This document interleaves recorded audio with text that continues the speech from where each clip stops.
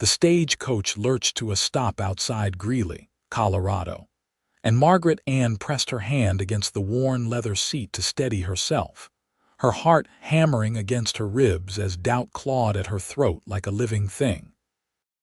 She had traveled nearly 2,000 miles from Boston to become the bride of a man she had never met, carrying nothing but a battered carpetbag and the hollow certainty that she was damaged goods, unworthy of the fresh start this western town might offer.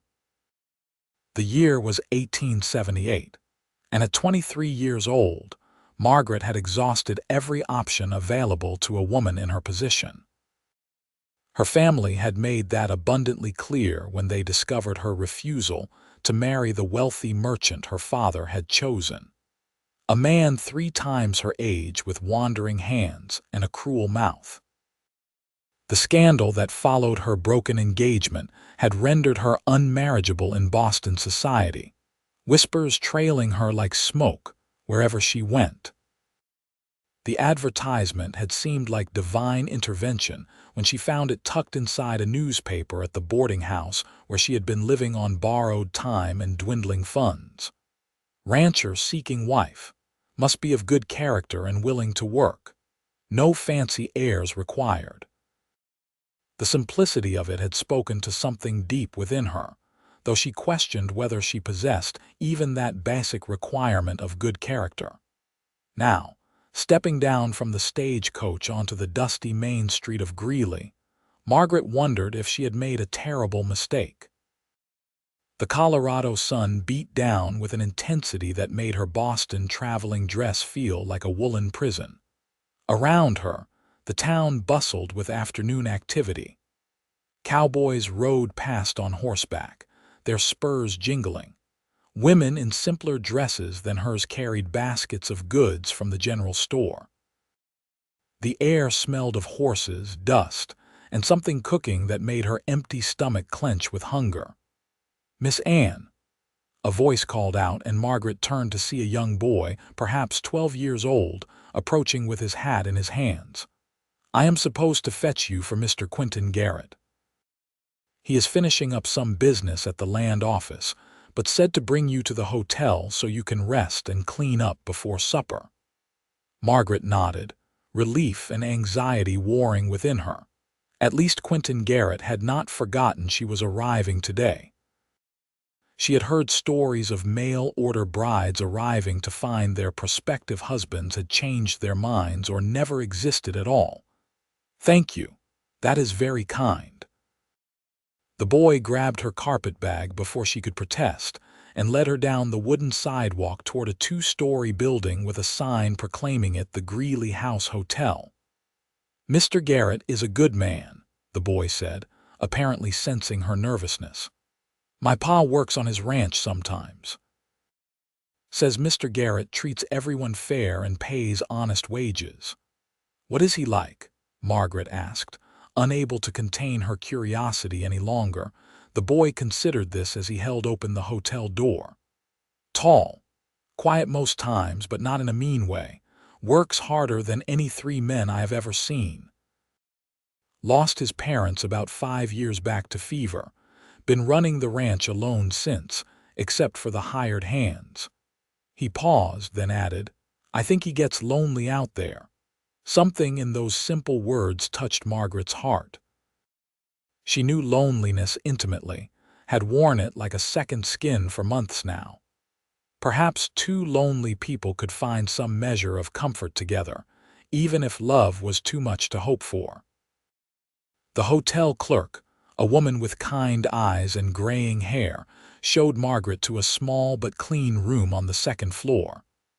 "There is water in the pitcher for washing," the woman said. "Mr. Garrett sent word you are to have whatever you need. He will collect you at 6 for supper at the restaurant next door." Alone in the room, Margaret sank onto the bed and allowed herself a moment of weakness. Tears pricked at her eyes, but she blinked them back. She had not cried when her family disowned her, had not cried during the long, uncomfortable journey west. She would not cry now, when she was so close to securing some kind of future for herself. Instead, she rose and poured water into the basin, washing away the dust and grime of travel as best she could.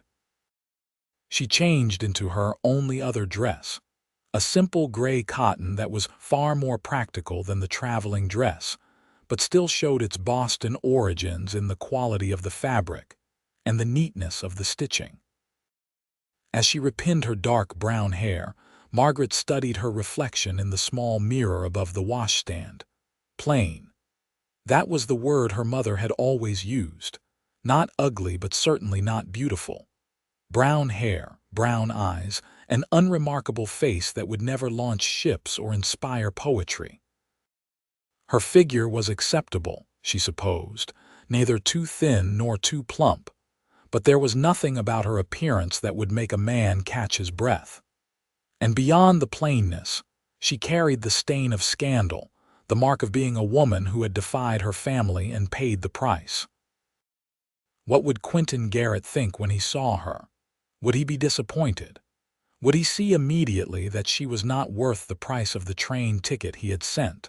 A knock at the door interrupted her spiraling thoughts. Margaret smoothed her skirt and opened it to find the hotel clerk. "Mr. Garrett is downstairs, miss. Arrived a few minutes early, he did." Margaret took a deep breath, squared her shoulders, and descended the stairs. She spotted him immediately, standing near the hotel entrance with his hat in his hands. The boy had been right about him being tall. He stood well over 6 feet, with broad shoulders that spoke of hard physical labor. His hair was dark blonde, sun-streaked and a bit too long, curling slightly at his collar. His face was tanned and weathered, with lines around his eyes that suggested he spent most of his time squinting against the sun. He wore clean work clothes, simple but well-maintained, and boots that had seen considerable use. As Margaret reached the bottom of the stairs, Quinton turned and their eyes met. His were blue, she noticed, a striking clear blue like the Colorado sky she had seen from the stagecoach window. For a long moment, neither of them spoke. Margaret felt herself being assessed and fought the urge to look away, to make herself smaller. Instead, she lifted her chin slightly, a gesture of defiance she had learned during the worst of the scandal. "Miss Anne," Quinton said, and his voice was deeper than she had expected, with a rough quality that was not unpleasant. "I hope your journey was not too difficult." "It was long, but I managed well enough," Margaret replied, proud that her voice remained steady. "Thank you for the arrangements." "Everything was as you described in your letters." Something flickered across Quinton's face, an expression Margaret could not quite read. He stepped forward, and she noticed he moved with a slight limp, favoring his left leg. "I thought we might have supper and talk a bit," he said. "Get to know each other some before making any decisions that cannot be unmade." The kindness in those words nearly undid Margaret's composure. She had expected formality, perhaps even coldness, a business transaction dressed up in the trappings of matrimony. She had not expected consideration for her feelings or acknowledgement that she might wish to change her mind. "That sounds reasonable," she managed. The restaurant next door was simple but clean, with checkered tablecloths and the smell of roasting meat filling the air. Quinton held out a chair for her before taking his own seat. When the waitress came, he ordered beef stew for both of them without asking Margaret's preference, then seemed to catch himself. "Unless you would prefer something else, I should have asked." "Stew sounds wonderful," Margaret assured him, and it did. She could not remember the last time she had eaten a proper meal. When the waitress departed, an awkward silence settled over the table. Margaret clasped her hands in her lap, searching for something to say. In his letters, Quinton had been straightforward but not unkind, explaining his situation honestly. He needed a wife to help run the household, someone who would not mind the isolation of ranch life. He could offer a home, security, and respectful treatment. He had not mentioned love, and Margaret had not expected it. "Your letters said you are from Boston," Quinton began, clearly struggling with the conversation as much as she was. "That is a long way to come for an uncertain future." "There was nothing keeping me there," Margaret said, then worried that sounded too revealing. She did not want to burden this stranger with her troubles before they had even shared a meal. "I wanted a fresh start, somewhere new." Quinton studied her with those clear blue eyes, and Margaret had the uncomfortable feeling he could see more than she wanted to reveal. "Running from something or running towards something?" he asked quietly. The directness of the question took her aback. In Boston, people talked around uncomfortable topics, hiding behind layers of politeness and implication. "Both, I suppose," she admitted. "Does it matter which?" "Not to me," Quinton said. "I figure we have all got things in our past we would rather leave there. What matters is what kind of person you are now and what kind of partner you aim to be going forward." The waitress arrived with their food, giving Margaret a moment to compose herself. The stew was rich and hearty, filled with tender beef and vegetables. She ate slowly, aware of Quinton watching her. Not in a predatory way, but with an intensity that suggested he was trying to understand who she was beneath the surface. "Your letter mentioned you lost your parents," Margaret said after a few minutes. "That must have been very difficult." Quinton's expression grew somber. "Fever swept through these parts 5 years back. Took my ma and pa within a week of each other. My younger sister, too. She was only 16. He paused, his hand tightening on his spoon. "I have been running the ranch on my own since. It is a good spread, about 500 acres with decent water. I run cattle mostly, some horses. It is not fancy, but it turns a profit most years." "You must work very hard," Margaret said softly, hearing the grief beneath his practical words. "Hard work never scared me," Quinton replied. "But it is lonely, I will not lie about that. The ranch house is 4 miles outside of town. In winter, sometimes I do not see another soul for weeks except the hands who work for me. I need a partner, someone to share the burden and the rewards." "I know that is not very romantic, but I wanted to be honest with you." Margaret set down her spoon and met his eyes directly. "I appreciate honesty. Romance is not something I am expecting, Mr. Garrett. I am looking for security and a purpose. I can work hard. I can keep a house and cook and do what needs doing. I will not complain about the isolation or the difficulties." She took a breath, knowing she should be honest in return. "But you should know I am not. I am not what you might consider a desirable bride. There was a scandal in Boston. I refused to marry a man my father chose, and it cost me my reputation. My family disowned me. I have no dowry, no connections, nothing to bring to a marriage except my willingness to work and my word that I will honor my commitments."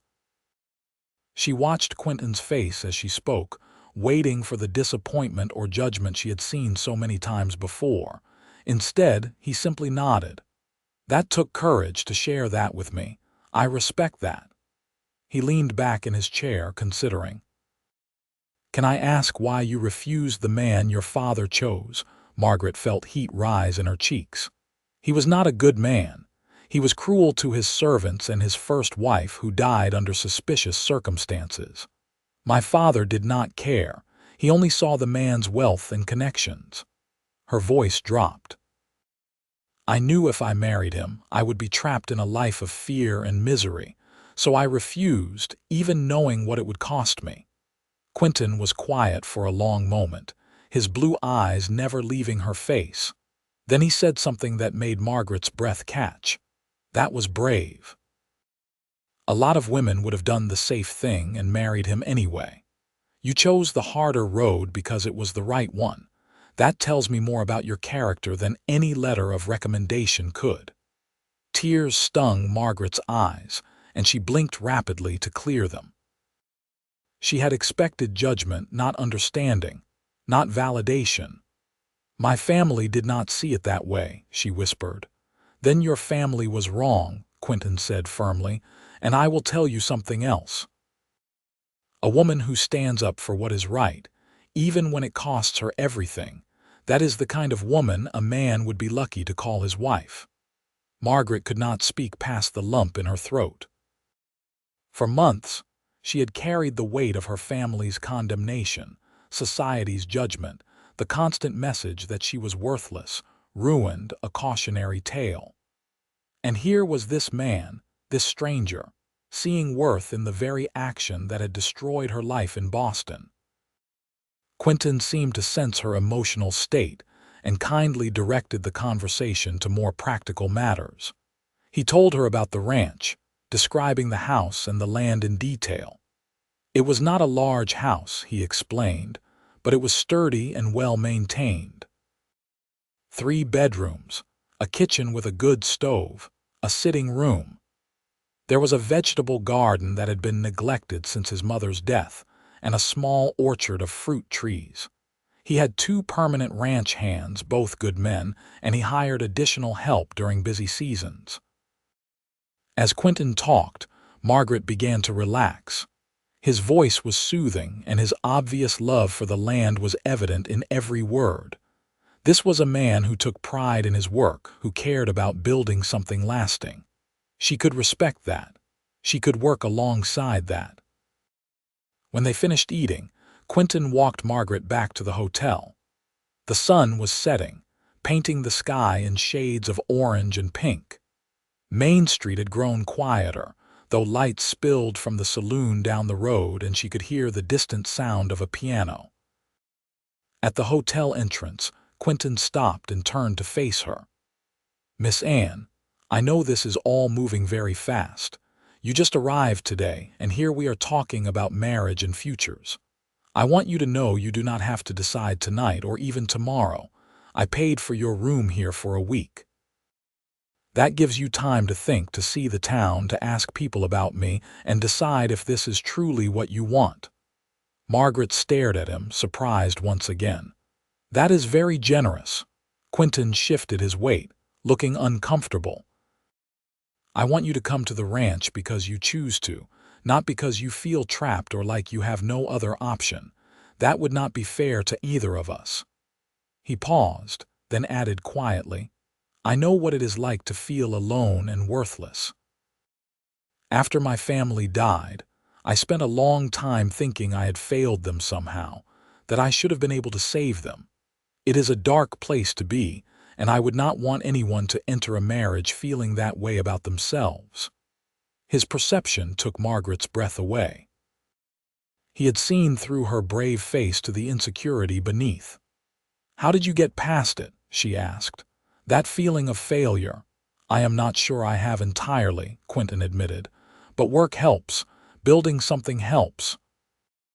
And I have learned that sometimes the measure of our worth is not in what we have or what others think of us, but in what we choose to do with the chances we are given." He met her eyes. "You took a chance coming here. That took courage and strength. Those are not qualities of a worthless person." Margaret felt something shift in her chest, a tiny crack in the wall she had built around her wounded heart. "Thank you for saying that," she whispered. Quinton nodded. "I will come by tomorrow around noon to show you the ranch if you are willing. You should see what you would be signing up for." "But there is no pressure, Miss Anne. I mean that." As Margaret climbed the stairs to her room, her mind whirled with everything that had happened. Quinton Garrett was not what she had expected. She had braced herself for disappointment, for coldness, perhaps for someone desperate and unsuitable.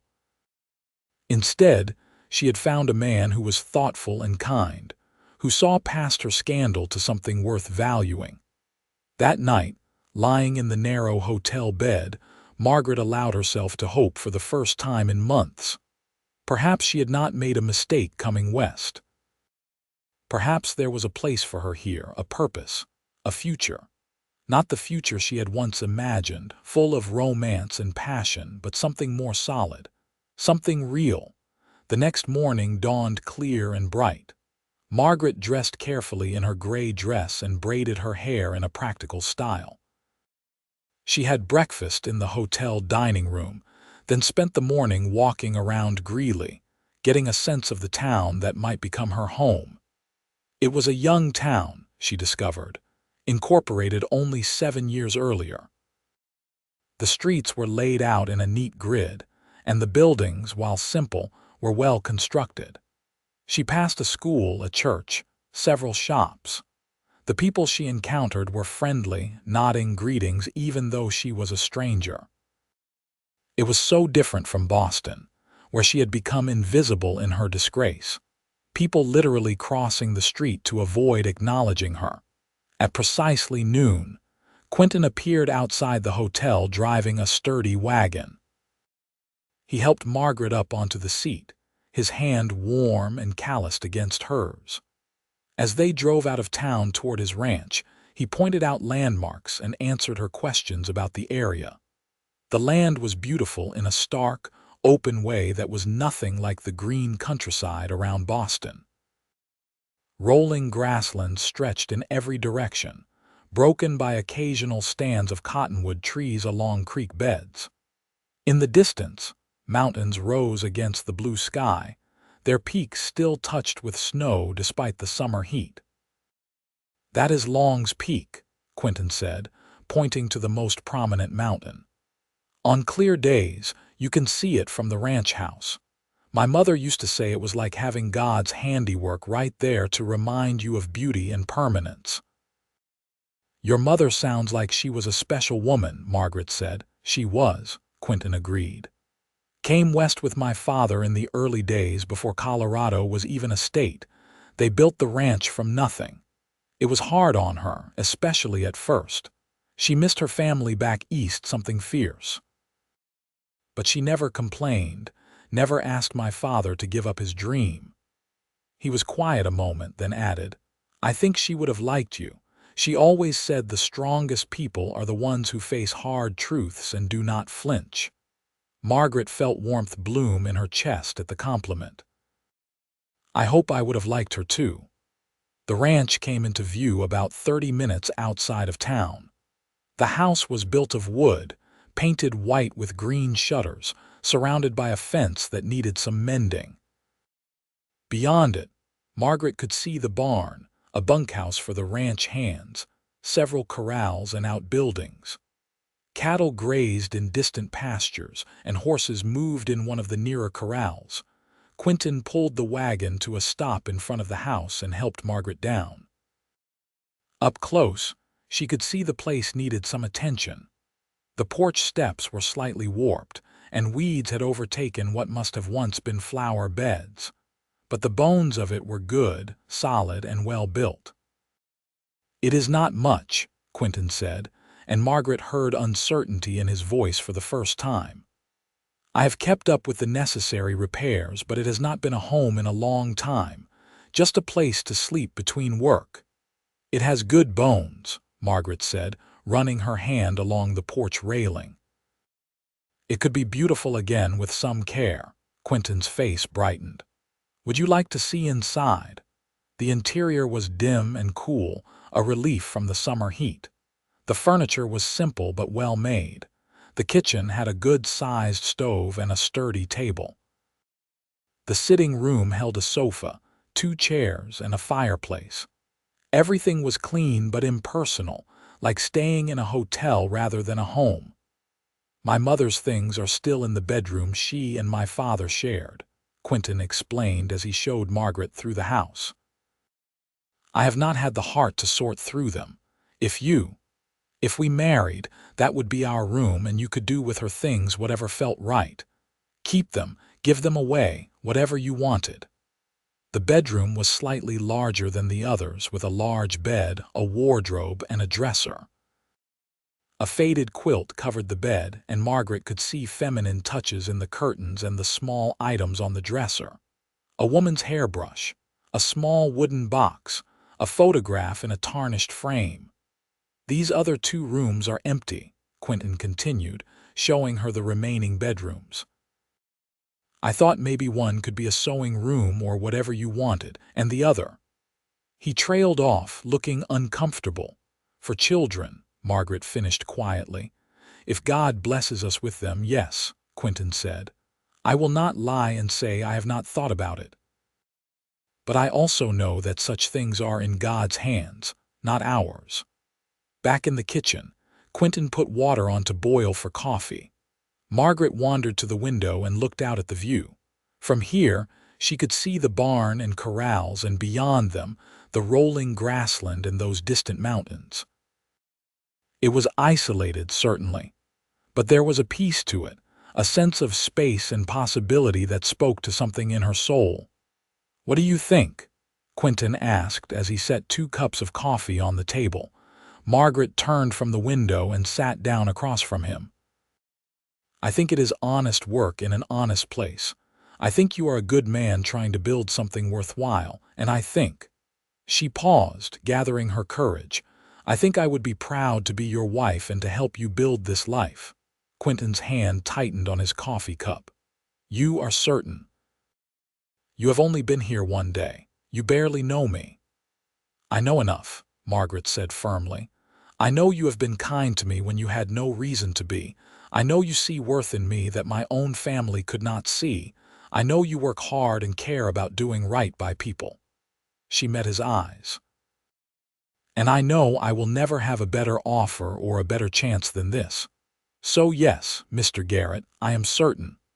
For a long moment, Quinton just looked at her, something intense and unreadable in his expression. Then he reached across the table and took her hand. His palm was warm and calloused, a working man's hand. "Then I will go into town tomorrow and arrange for us to be married as soon as possible. And Miss Anne," he squeezed her hand gently, "you can call me Quinton. We are going to be married after all." "Only if you call me Margaret," she replied, feeling a smile tug at her lips for the first time in what felt like years. The wedding took place 3 days later in the small church in Greeley. Margaret wore her gray dress, the best she had, and Quinton wore a new shirt he had bought especially for the occasion. There were no guests except the 2 ranch hands who worked for Quinton, a man named Thomas and another named James, and the hotel clerk who had been kind to Margaret. The ceremony was simple and brief, the minister's words washing over Margaret like water.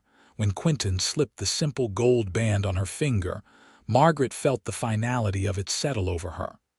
For better or worse, she was now Margaret Garrett, wife of a Colorado rancher. She had traded everything she had known for this uncertain future with a man she barely knew. But when Quinton lifted her chin gently and kissed her for the first time, his lips soft and careful against hers, Margaret felt something unfurl in her chest. Not love, not yet, but the possibility of it. The hope that maybe, just maybe, she had not made a mistake. After the ceremony, they had a simple meal at the restaurant. Thomas and James were respectful, calling her Mrs. Garrett and offering their congratulations. Then Quinton drove her out to the ranch, to what was now her home.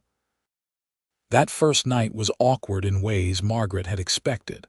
Quinton had clearly tried to prepare for her arrival. There were fresh flowers on the dresser in the bedroom, and he had cleaned the house top to bottom. But neither of them quite knew how to navigate the intimacy of sharing space with a virtual stranger. "I will sleep in one of the other rooms tonight if you prefer," Quinton offered as the evening drew to a close. "Give you time to adjust to everything." Part of Margaret wanted to accept the offer, to delay the inevitable awkwardness. But she had committed to this marriage, and she would not start it by avoiding her responsibilities. "We are married," she said quietly. "We should share a bed as married people do." Quinton studied her face. "I will not force anything on you, Margaret. I want you to know that. We can take our time with everything." The kindness in his words, the consideration, nearly undid her composure. Margaret nodded, not trusting herself to speak. They lay together in the darkness that night, careful not to touch, both tense and uncertain. Quinton fell asleep before Margaret, his breathing deepening and evening out. She listened to the unfamiliar sounds of the ranch at night, crickets chirping, the distant lowing of cattle, wind rustling through the cottonwood trees near the house, and beside her, the steady breathing of her husband. The days that followed fell into a rhythm. Margaret threw herself into making the house a home, attacking years of neglect with fierce determination. She scrubbed and swept and mended. She sorted through Mrs. Garrett's things with careful respect, keeping some items that seemed too precious to discard and packing away others. She tackled the overgrown garden, pulling weeds and coaxing life back into neglected vegetable plants. She baked bread and cooked meals, learning to use the unfamiliar stove and work with the provisions available. Quinton worked from before dawn until after dark most days, coming in exhausted and dusty. But he always took time to talk with Margaret over supper, asking about her day and sharing details of his work. He showed appreciation for the changes she made to the house, noticing the small touches she added. Clean curtains in the windows, wildflowers on the table, the smell of fresh baking. Slowly, carefully, they began to learn each other. Margaret discovered that Quinton was a man of few words but deep feelings. He was patient with the animals he worked with and fair with the men he employed. He had a dry sense of humor that surprised her, and a love of reading that he had neglected since his family died. When Margaret found a box of books in one of the storage areas and placed them on a shelf she had cleaned in the sitting room, Quinton's face had lit up like a child on Christmas morning. For his part, Quinton seemed to appreciate Margaret's competence and her willingness to tackle hard work without complaint. When she asked him to teach her to ride a horse so she could be more useful around the ranch, he spent his scarce free time patiently instructing her. When she suggested improvements to the household systems, he listened and often implemented her ideas. But there remained between them a careful distance, a politeness that spoke to two people still uncertain of their ground. They shared a bed each night but had not moved beyond that sharing. They worked together, but kept their deeper thoughts and feelings guarded.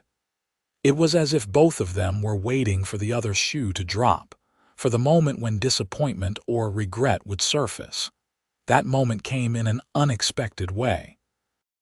6 weeks into their marriage, Margaret was hanging laundry in the yard when she overheard two women talking on the road that ran past the ranch property. They did not realize she was there, hidden by the sheets flapping on the line. "I heard she was a mail-order bride," one woman said, her voice carrying clearly on the morning air. "Can you imagine? What kind of woman has to resort to that?" "The desperate kind," the other woman replied. "Or the kind with something wrong with her that no decent man back east would have." Poor Quinton Garrett. He was such a catch. He could have had his pick of girls in town. Instead, he sends away for a stranger. "I heard she is plain as mud and twice as dull." Margaret stood frozen behind the laundry, their words hitting like physical blows. This was Boston all over again. The whispers, the judgment, the casual cruelty of people who knew nothing about her situation but felt entitled to comment on it anyway. She waited until the women passed before mechanically finishing her work. Then she went into the house and sat at the kitchen table, staring at nothing. All her hard work over the past weeks, all her efforts to build something here, and she was still just an object of pity and scorn. The desperate mail-order bride, the woman with something wrong with her, and Quinton. He could have had his pick of girls in town. What must he think, saddled with her instead? She was plain, she knew that. She brought nothing to the marriage except her labor. How long before he regretted his choice?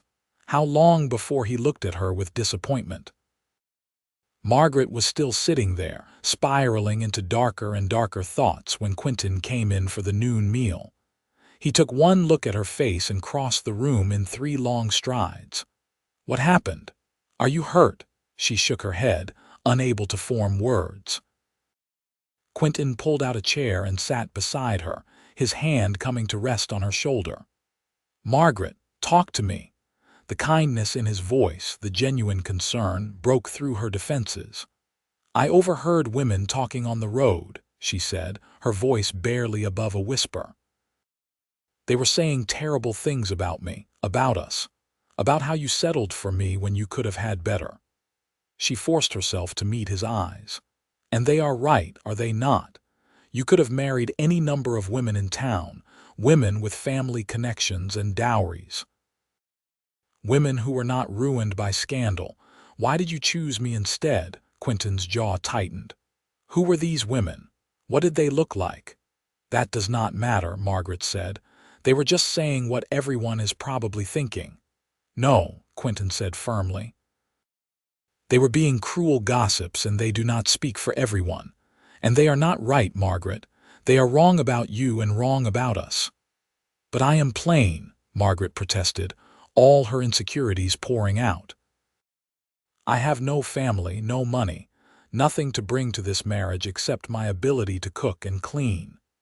You could have found someone beautiful, someone with a good reputation and connections that would help your ranch." Quinton was quiet for a moment, his blue eyes searching her face. Then he stood and held out his hand. "Come with me. I want to show you something." Confused, Margaret took his hand and let him lead her outside. He walked her past the barn and corrals, out to where the land rose slightly, giving a view of the ranch spread out below and the mountains in the distance. The summer sun was high overhead, and the grass moved in waves in the wind. "Look at this," Quinton said, gesturing at the view. "This ranch is the most valuable thing I own. This land, these cattle, this life I have built. It represents years of work, money, time, everything I have poured into it. Do you understand that?" Margaret nodded, not sure where he was going with this. Quinton turned to face her fully, taking both her hands in his. "You are worth more than all of this," he said, his voice intense. "More than this land, more than the cattle, more than everything I own. Do you hear me? You are worth more." Margaret stared at him, unable to process what he was saying. "How can you say that? You barely know me." "I know enough," Quinton said. "I know you left everything familiar and traveled 2,000 miles on faith and courage. I know you work from dawn to dusk without complaint. I know you have brought life back to this house, made it a home again when I had given up on it ever being one. I know you are kind to Thomas and James, treating them with respect. I know you have gentle hands with the animals and a good mind for solving problems." He squeezed her hands. "And I know that you are one of the strongest people I have ever met, because you survived having your whole life destroyed and still had the courage to build a new one." Tears were streaming down Margaret's face now. "But I am nothing special. I am just plain Margaret, not good enough for my own family, not good enough for Boston society." "No," Quinton said fiercely. "You are Margaret Garrett, and you are more than good enough. Those people who judged you in Boston, who gossiped about you, they are small-minded and wrong. Your family was wrong to disown you. Those women on the road today were wrong to speak cruelly about you. They do not see what I see." "What do you see?" Margaret whispered. Quinton reached up and gently wiped the tears from her cheeks. "I see a woman who knows her own mind and has the courage to follow her conscience even when it costs her everything. I see someone who finds joy in small things, who smiles when she gets the bread just right or when the garden starts producing vegetables. I see someone who looks at this harsh land and sees beauty instead of desolation. I see the woman I thank God for every day, even though I have been too much a coward to tell you." He took a shaky breath. "And I see the woman I am falling in love with if you will have me." The world seemed to stop. Margaret could not breathe, could not think beyond those words. Falling in love with her. Plain, scandalous, mail-order bride Margaret. "You cannot mean that," she said, but her voice held hope instead of certainty now. I mean it with everything I am, Quinton said. I know this marriage started as a practical arrangement. I know we both had our reasons for going into it with our eyes open and our hearts guarded. But Margaret, somewhere along the way, something changed for me. When I come in from the fields and see you in the garden or hanging laundry or reading in the sitting room, my heart lifts. When I hear you laugh at something Thomas said, it is like music. When I lie beside you at night, I have to fight the urge to pull you close and never let go. He paused, vulnerability clear on his face. You do not have to feel the same way. I know I am not much of a prize myself. But I needed you to know that you are valued, Margaret. You are precious beyond measure to me. Something broke open inside Margaret's chest, and before she could think better of it, she threw her arms around Quinton's neck. He caught her, his arms coming around her waist, holding her close. She pressed her face against his shoulder and let herself cry, all the pain and fear and insecurity of the past months pouring out. Quinton held her through it, one hand rubbing slow circles on her back, murmuring soft reassurances. When her tears finally subsided, Margaret pulled back enough to look up at him. His face was so close to hers, his eyes so blue and clear and honest. I was so afraid, she whispered. Afraid that you would regret choosing me, afraid that I was not good enough, that I would disappoint you. I have been so careful, trying so hard to be useful and valuable, because I thought that was all I had to offer. You are more than your usefulness, Quinton said. You are more than what you can do for me or this ranch. You are valuable just because you exist, Margaret. Just because you are who you are. Fresh tears spilled down her cheeks. How did you get to be so good, so kind? I am not, Quinton said. I am just a man who knows what it is like to feel worthless and alone. Who knows what it is like to measure yourself by what you produce instead of who you are. And I am a man who sees in you everything I could ever hope for in a partner and a wife. Margaret reached up and cupped his face in her hands. I am falling in love with you too, she confessed. I think I have been for weeks, but I was too afraid to acknowledge it, afraid that if I let myself care, I would just be hurt again. The smile that broke across Quinton's face was like the sun coming out from behind clouds. You are not going to be hurt, he promised. Not by me. I will spend the rest of my life proving to you how precious you are. Then he kissed her, and it was nothing like that first careful kiss at their wedding. This kiss was deep and sure, full of promise and passion and all the feelings they had been holding back. Margaret kissed him back with everything she had, pouring all her hope and love and gratitude into it. When they finally broke apart, both breathing hard, Quinton rested his forehead against hers. I should get back to work, he said reluctantly. But tonight we are going to talk. Really talk. No more politeness and distance. We are going to be honest with each other about what we want and how we feel. I would like that, Margaret said softly. That evening, after supper, they sat together on the porch as the sun set, turning the sky brilliant shades of orange and pink and purple. Quinton had his arm around Margaret and she leaned against his shoulder, marveling at how right it felt. Tell me about your family, Quinton said. Your real family before the scandal. What were they like? Margaret considered the question. My father was a banker. Very concerned with appearances and social standing. My mother was the same. I had 2 younger brothers, both following in my father's footsteps. She paused, then added, I do not think they were bad people. They just valued different things than I did. Security, status, reputation. They could not understand why I would risk all of that by refusing an advantageous marriage. Were you closed to them? Before. I thought we were, Margaret admitted. But looking back, I wonder if they ever really saw me. I was always the dutiful daughter, doing what was expected, trying to please them. When I finally stood up for myself, They had no framework for understanding it.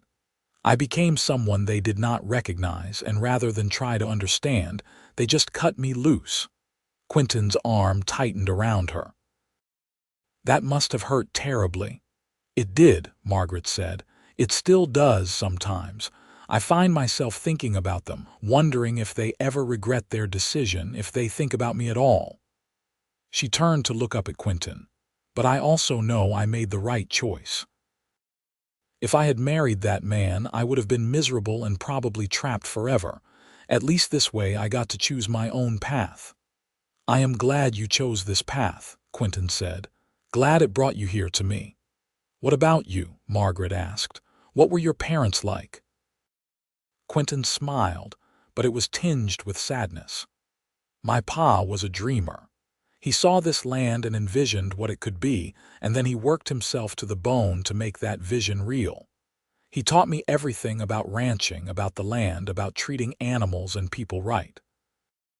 He could be stern, but he was fair, and he loved my ma and us kids something fierce.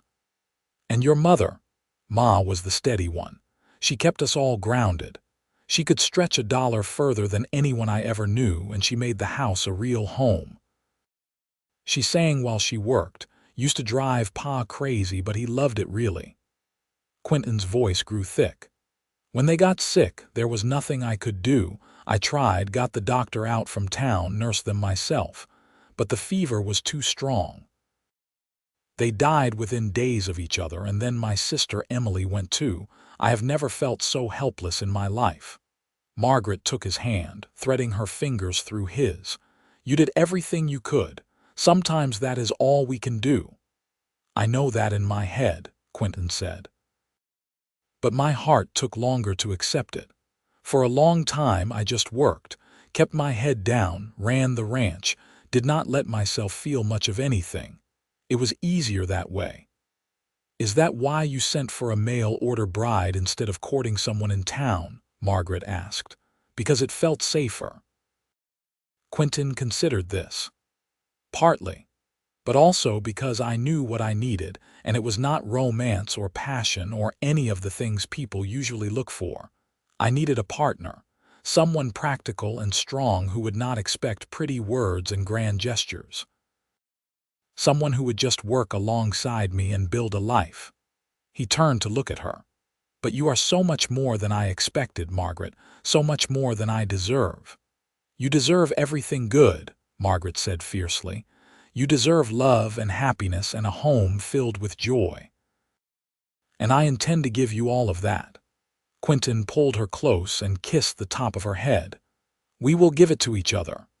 As the stars began to emerge in the darkening sky, they talked about their dreams for the future. Quinton wanted to expand the ranch, maybe buy some adjacent property that might come available.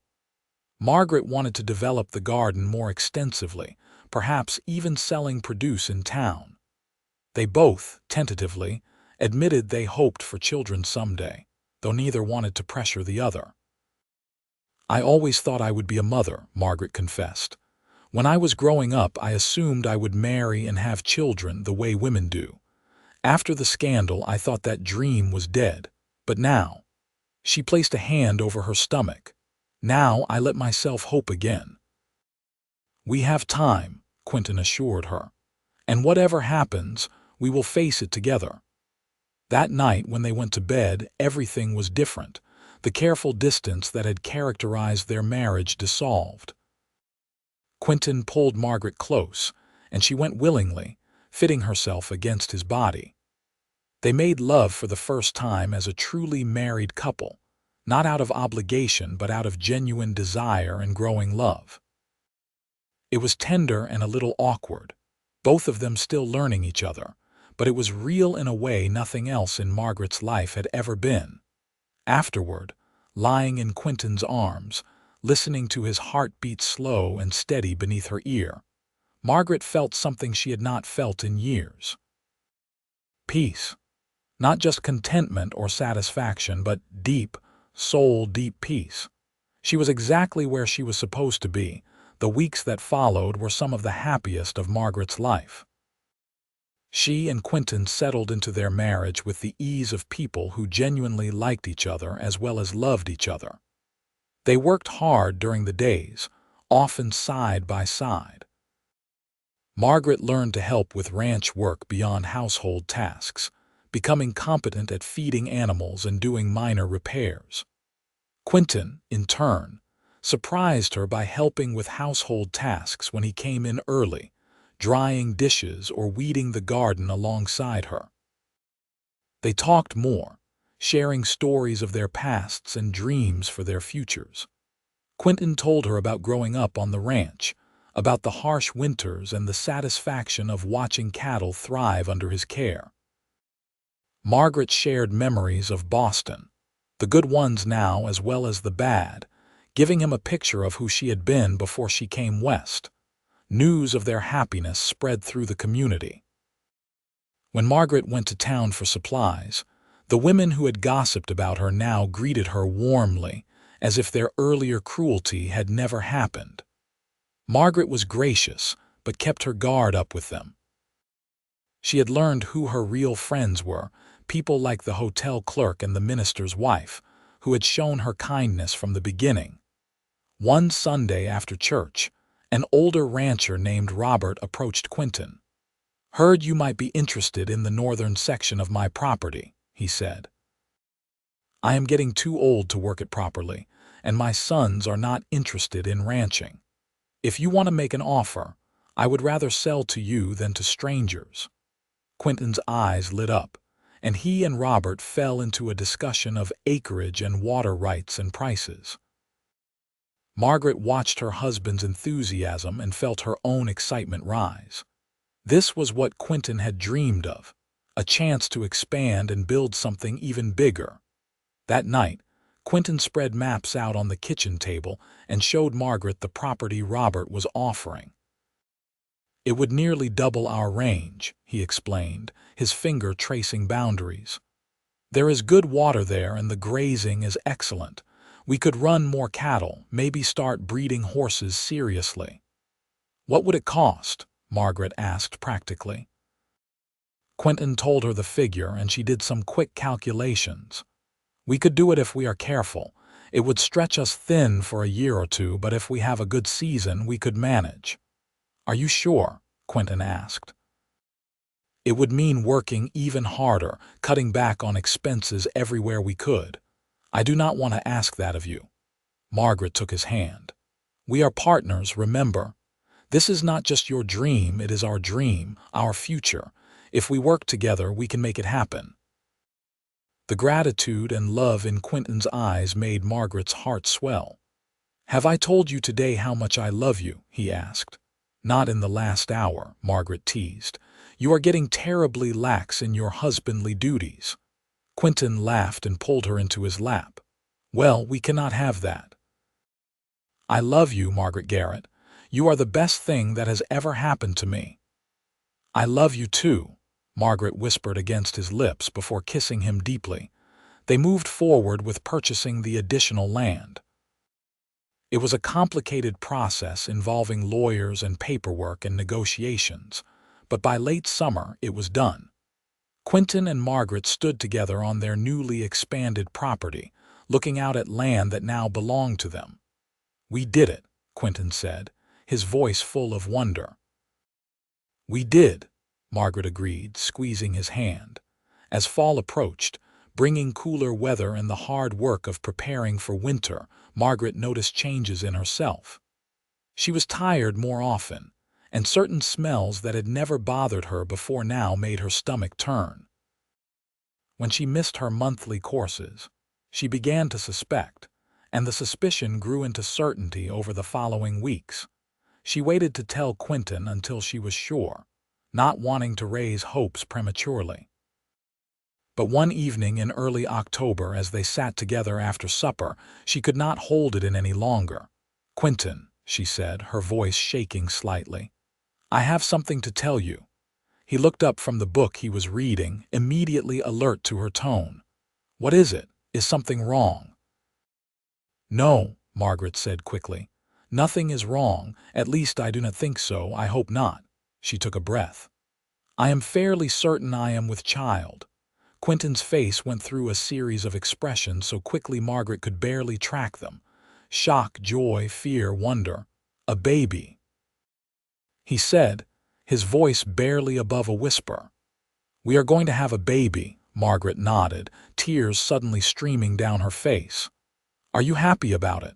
I know the timing is not ideal with us just taking on the new property and all the expenses. Quinton was across the room in an instant, pulling her into his arms. Happy, Margaret, I am beyond happy. I am ecstatic, terrified but ecstatic. He pulled back to look at her face, his hands cupping her cheeks. You are going to be a mother, we are going to be parents. I am scared, Margaret admitted. What if I am not good at it? What if something goes wrong? What if I cannot give you the son you need to help run the ranch? Stop, Quinton said firmly. First of all, I do not need a son. If God gives us a daughter, I will be just as happy. Second, you are going to be an amazing mother. I have seen how gentle you are with the animals, how patient. You will be wonderful. And third, nothing is going to go wrong. We will get you the best care and you are going to be fine. His confidence steadied Margaret. When it gets further along, we should probably tell people. Get the doctor out to check on me. We will do whatever you need, Quinton promised. Whatever keeps you and our baby safe and healthy. Word of Margaret's pregnancy spread quickly once they started telling people. The women of the town, even those who had gossiped about her in the beginning, now seemed eager to offer advice and support. The minister's wife brought over baby clothes her children had outgrown. Thomas and James, the ranch hands, became almost comically protective, insisting on doing any heavy lifting and treating Margaret like she might break at any moment. Quinton was even worse. He hovered constantly, worrying about her doing too much work. Margaret found it equal parts endearing and exasperating. I am pregnant, not made of glass, she told him one day when he tried to insist she rest instead of working in the garden. Women have been having babies since the beginning of time. I can pull a few weeds. I know, Quinton said. But you are my wife, and that is my child you are carrying. Let me worry about you. Margaret softened at the vulnerability in his voice. I know you worry, but you have to trust me to know my own limits. I promise I will be careful and rest when I need to. Quinton pulled her close, his hand resting on her still flat stomach. I love you both so much already. I just want everything to be perfect for you. It already is, Margaret said, because I have you. Winter came to Colorado with a vengeance that year. Snow fell early and deep, and temperatures plummeted. Margaret's pregnancy progressed, her belly growing rounder as the weeks passed. By midwinter, she was uncomfortable and eager to meet the child she carried, but the doctor assured her everything was progressing normally. Quinton was constantly attentive, making sure she was warm and comfortable. He hired a woman from town to come help with the heavier household tasks so Margaret could rest more. In the evenings, he would read aloud to her, or they would sit together planning for the baby. They chose names, debating the merits of various options. They prepared one of the empty bedrooms as a nursery, painting it a soft yellow that would work for either a boy or girl. One night in late February, Margaret woke from sleep with a sharp pain in her abdomen. She lay still for a moment, waiting to see if it would pass. When a second pain came several minutes later, she knew it was time. Quinton, she said, shaking his shoulder. The baby is coming. Quinton was awake instantly, scrambling out of bed. Now. But the doctor said you had at least another 2 weeks. Babies come when they are ready, Margaret said, trying to stay calm despite her racing heart. You need to go get the doctor and Mrs. Patterson. Mrs. Patterson was an experienced midwife who had agreed to help with the birth. Quinton looked torn, clearly not wanting to leave Margaret. Are you sure you will be all right alone? I will be fine, Margaret assured him. But you need to go now before the pains get too close together. Quinton dressed faster than Margaret had ever seen, pulling on clothes with shaking hands. He kissed her hard before running out into the winter night. Margaret heard him calling for Thomas, and moments later the sound of horses galloping away. The hours that followed were the longest and most difficult of Margaret's life. The pains came harder and closer together. By the time Mrs. Patterson arrived, Margaret was struggling to stay composed. "There now," Mrs. Patterson said in her calm, no-nonsense way. "Let us see how things are progressing." The doctor arrived shortly after, brought by a frantic Quinton who looked pale as snow. "Is she all right? Is the baby all right?" "Out," Mrs. Patterson ordered. "You can wait in the other room. This is woman's work." Quinton looked like he wanted to argue, but the doctor steered him firmly out of the room. Margaret could hear him pacing in the hallway as the labor continued. It was a hard birth. The baby was positioned awkwardly, and Margaret labored for hours, her strength waning. At one point, she heard Quinton shouting in the hallway, demanding to know what was happening. Mrs. Patterson left briefly to reassure him, then returned and gave Margaret a stern look. "That man is beside himself out there," she said. "So you are going to gather your strength and push this baby out, you hear me? You are young and strong, and you can do this." Somehow, Margaret found reserves of strength she did not know she possessed. With Mrs. Patterson and the doctor coaching her, she pushed through the pain and exhaustion. And finally, after what felt like days but was really only hours, a baby's cry filled the room. "It is a boy," the doctor announced. "A healthy, strong boy." Tears streamed down Margaret's face as Mrs. Patterson placed the squalling infant on her chest. He was tiny and perfect, with a tuft of dark blonde hair and blue eyes that would probably change color over time. Margaret touched his tiny fingers, marveling at the perfection of him. "Can Quinton come in?" she asked. Mrs. Patterson smiled. "I will get him before he breaks down the door." Quinton burst into the room seconds later, his eyes wild. He took in the scene, Margaret exhausted but smiling with the baby in her arms, and his face crumpled.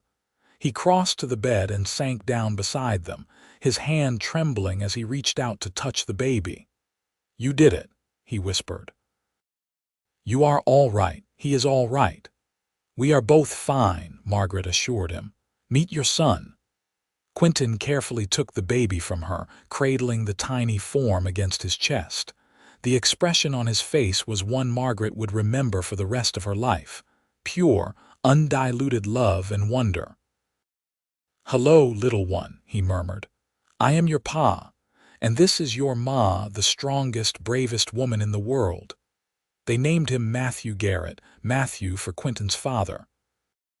As the days passed and Margaret recovered from the birth, she watched Quinton with their son and fell in love with him all over again. He was a natural father, patient and gentle. He would get up in the night to bring Matthew to Margaret for feeding, then stay awake to watch them both, as if he could not quite believe they were real. "I never imagined I could be this happy," Quinton told her one night as they watched their sleeping son.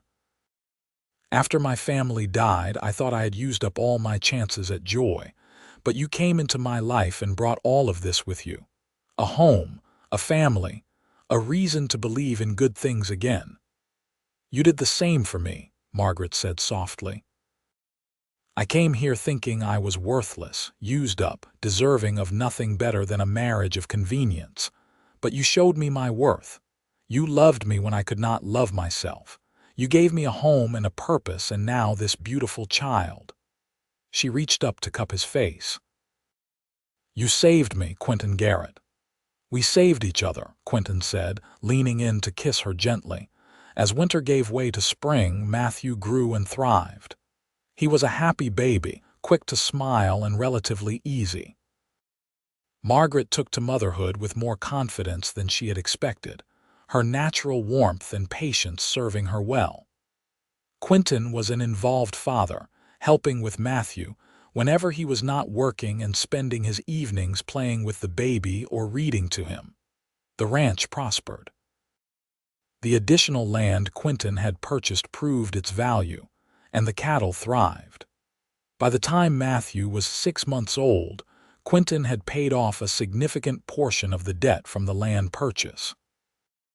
They were not wealthy, but they were comfortable and secure in a way neither of them had been before. One summer evening, as they sat on the porch watching the sunset with Matthew sleeping in Margaret's arms, Quinton brought up something that had been on his mind. "I have been thinking," he said. "Maybe we should try to contact your family. Let them know about Matthew. He is their grandson, after all." Margaret was quiet for a long moment. "I do not know if they would care. They made their feelings about me very clear." "People change," Quinton said. "And becoming a grandparent, that can change a person's perspective. I am not saying they deserve a place in our lives after how they treated you. But I also do not want you to have regrets down the road, wondering what might have happened if you had tried." Margaret looked down at Matthew's sleeping face, his tiny features so perfect and peaceful. "What if they reject him too? I do not think I could bear that." "Then we lose nothing we do not already have," Quinton said reasonably. "But if there is even a chance they might come around, might want to be part of his life, is that not worth exploring?" After much thought, Margaret wrote a letter to her parents. She kept it simple, informing them of her marriage and the birth of their grandson. She did not apologize for her choices or beg for reconciliation. She simply shared the facts and left the door open if they wanted to respond. The reply came 6 weeks later. Margaret's hands shook as she opened the envelope, Quinton standing beside her for support. As she read the letter, tears began to stream down her face. "What does it say?" Quinton asked gently. "Are they angry?" Margaret shook her head, unable to speak. She handed him the letter and watched his face as he read. Her father had written, and his words were stiff and formal, but the meaning was clear. He regretted how things had ended. He and Margaret's mother wanted to know their grandson. If Margaret was willing, they would like to visit, or perhaps Margaret and her family could come to Boston. "They want to make amends," Quinton said, looking up at Margaret with wonder in his eyes. "Your father is actually apologizing." "I never thought I would see the day," Margaret whispered. "I do not know what to do." Quinton pulled her close. "You do not have to decide right now. We can think about it, pray about it. But Margaret, this is a good thing. Whatever hurt is between you and your family, maybe it can start to heal now." They decided to invite Margaret's parents to visit the ranch in the fall, after the busy summer season. The months leading up to the visit were stressful for Margaret. She wanted everything to be perfect, wanted to show her parents that she had made a good life for herself. Quinton had to remind her repeatedly that she had nothing to prove. "They are the ones who need to prove themselves," he said firmly. "They are the ones who wronged you. All you need to do is be yourself, and if they cannot see how incredible you are, then that is their loss." Margaret's parents arrived in September, stepping off the stagecoach looking uncomfortable and out of place in their fine Boston clothes. Margaret's mother had aged in the year and a half since Margaret had seen her, new lines around her eyes and mouth. Her father looked smaller somehow, less imposing than he had in her memories. The initial meeting was awkward, stilted conversation and forced politeness. But when Margaret brought out Matthew, now nearly 7 months old and full of babbling, smiling personality, something shifted. Her mother's face softened in a way Margaret had rarely seen, and her father's stern expression cracked. "May I hold him?" her mother asked tentatively. Margaret hesitated only a moment before placing Matthew in her mother's arms. Watching her mother with her son, seeing the tenderness in her face, Margaret felt some of the old hurt begin to loosen its grip. Over the course of the week-long visit, bridges began to rebuild. Margaret's parents were impressed by the ranch and by Quinton, whose quiet strength and obvious love for Margaret won them over. Her father spent time talking with Quinton about the ranch operation, and her mother helped Margaret with household tasks, the two of them falling into an easier rhythm than they had ever had before. One evening, after Matthew was asleep and Quinton had tactfully given them privacy, Margaret's mother brought up the past. "I need to apologize," she said, her voice thick with emotion. "We handled everything so badly. I was so focused on what society would think, on protecting our reputation, that I failed to protect you. I should have listened when you tried to tell us about that man's true nature. I should have supported your choice. I am so sorry, Margaret." Margaret felt tears sliding down her cheeks. "I needed you," she whispered.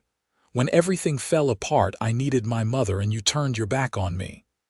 "I know," her mother said, crying now too. "I will regret that for the rest of my life, but I want to do better now if you will let me. I want to be part of your life, part of my grandson's life. I want to know the woman you have become." Healing did not happen overnight, but that week marked the beginning of a new relationship between Margaret and her parents. When they left to return to Boston, it was with promises to write regularly and to visit again. Margaret's father shook Quinton's hand and thanked him for taking such good care of his daughter. Her mother embraced Margaret tightly and whispered that she was proud of her. After they left, Margaret collapsed into Quinton's arms, emotionally exhausted but lighter than she had felt in years. "I never thought that would be possible," she said. "I thought they were lost to me forever." "You gave them a chance," Quinton said. "That took courage, and they stepped up. They are not perfect, but they are trying." "Thank you for supporting me through it," Margaret said. "I could not have done it without you." "You could have," Quinton said, "but I am glad you did not have to." The years that followed were full and rich. Matthew grew into a bright, energetic toddler, then a curious little boy. When he was 3, Margaret gave birth to a daughter they named Sarah, after Quinton's mother. 2 years after that, another son joined the family, whom they named Thomas, after the loyal ranch hand who had become a dear friend. The ranch continued to prosper under Quinton's careful management. They expanded gradually, buying additional cattle and improving their breeding program. Margaret's garden became so productive that she started selling vegetables and preserves in town, building a small but steady additional income. Together, they were building something lasting, a legacy for their children. Margaret's relationship with her parents deepened over the years. They visited regularly, and Margaret and Quinton took the children to Boston twice, helping the older couple build relationships with all 3 grandchildren. Margaret never forgot the pain of being cast out, but she chose forgiveness, recognizing that people could change and grow. The town of Greeley grew around them, becoming more established and prosperous. Quinton became a respected member of the community, serving on the town council and helping settle disputes. Margaret became known for her charity work, helping new families get established and supporting the church. Together, they were pillars of the community, living examples of hard work, integrity, and love. But through all the busyness, all the growth and change, the core of their relationship remained the same. Every evening, no matter how tired or busy they were, Quinton and Margaret made time to sit together and talk. They checked in with each other, shared their concerns and joys, and reaffirmed their commitment.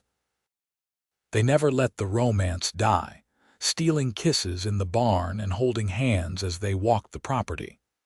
On their 10th wedding anniversary, Quinton took Margaret back to the spot where he had first told her she was worth more than everything he owned. It was a warm summer evening and the mountains stood purple against the golden sky. They stood together, Quinton's arm around Margaret's waist, looking out at the land they had built together. "You remember what I told you here?" Quinton asked. "Every word," Margaret said. "You told me I was worth more than this ranch, more than everything you owned. You told me I was valued." "I meant it then, and I mean it even more now," Quinton said. "This ranch has grown, we have prospered, we have built something impressive, but you are still worth more than all of it combined. You and our children and the life we have built together, that is what matters, that is everything." Margaret turned in his arms to face him fully. "You changed my life," she said. "I came here doubting my worth, believing I was nothing. You taught me to see myself differently. You loved me when I could not love myself, and you gave me a reason to believe in good things again." "We did that for each other," Quinton said, echoing words he had spoken years ago. "And we will keep doing it for the rest of our lives." As the sun set over their ranch, painting the sky in brilliant shades of orange and red, Quinton and Margaret kissed, their love as strong and true as it had been the first time they admitted their feelings. The mail-order bride who had arrived doubting her worth had found not just a home, but a profound and lasting love. And the lonely cowboy who had been merely existing had discovered that life could be full of joy and meaning when shared with the right person. Years continued to pass, each bringing its own challenges and triumphs.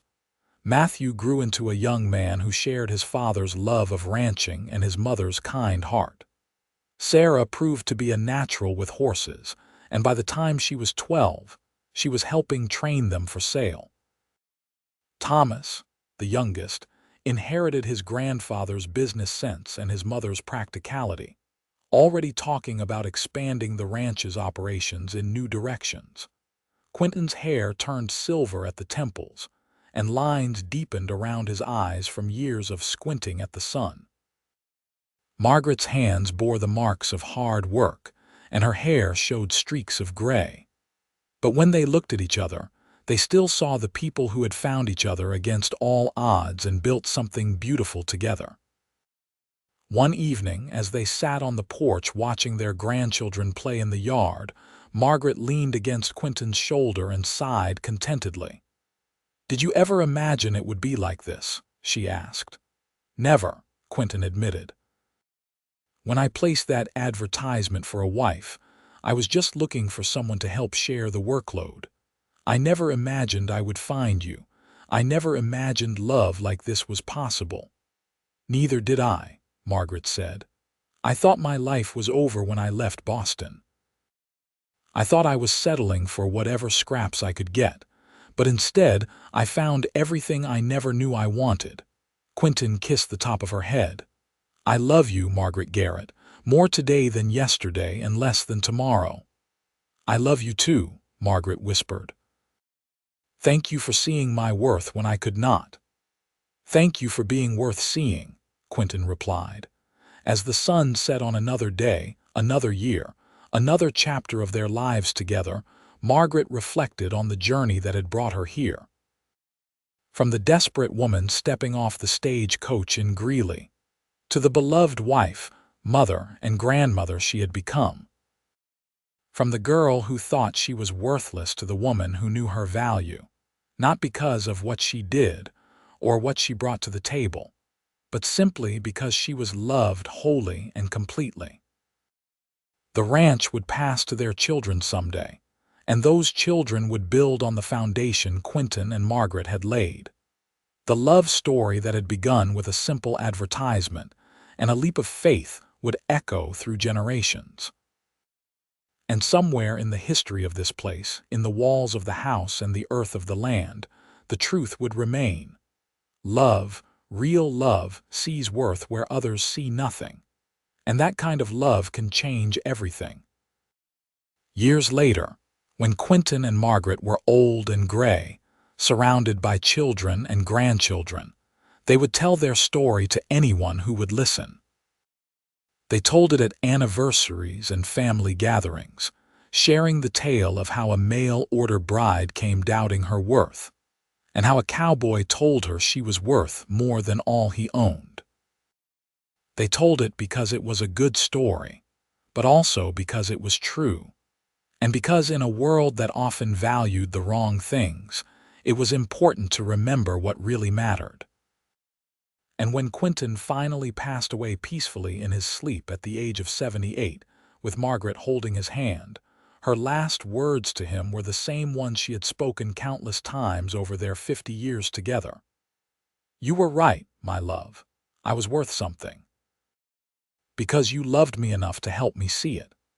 Margaret lived another 5 years after Quinton, spending her final years surrounded by the family they had built together.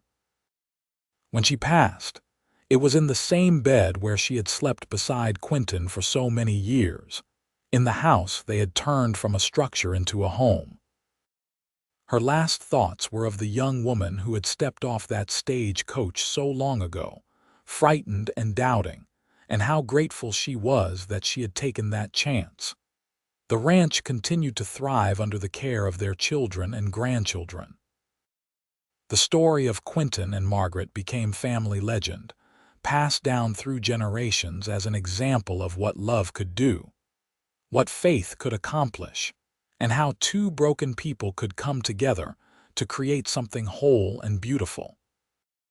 And somewhere in the hills of Colorado, if you know where to look, you can still find the spot where Quinton first told Margaret she was worth more than all he owned.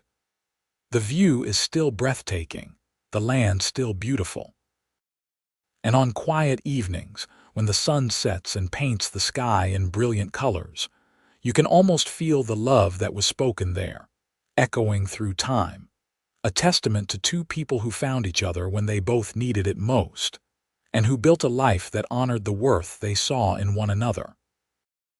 A life that proved, beyond any doubt, that love sees value where the world sees nothing, and that being cherished for who you are, not what you bring, is the greatest gift anyone can receive. Their story was one of redemption, of second chances, of two lonely souls finding their home in each other. And it was a story with the happiest of endings, one that continued to inspire long after they were gone, reminding everyone who heard it that true worth is not measured in money or status or perfection, but in the love we give and the love we receive, in the lives we touch and the legacy we leave behind.